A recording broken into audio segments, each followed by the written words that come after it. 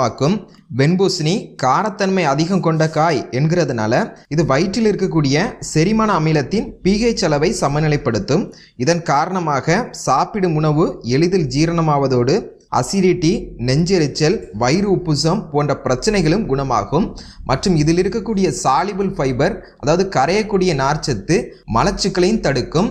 செரிமானம் சார்ந்த பிரச்சனையால் அவதிப்படுறவங்க காலை வெறும் வயிற்றில் வெண்பூசணி சாறு அருந்தி வர மிகவும் நல்லது. 3. ஞாபக சக்தியை அதிகரிக்கும்.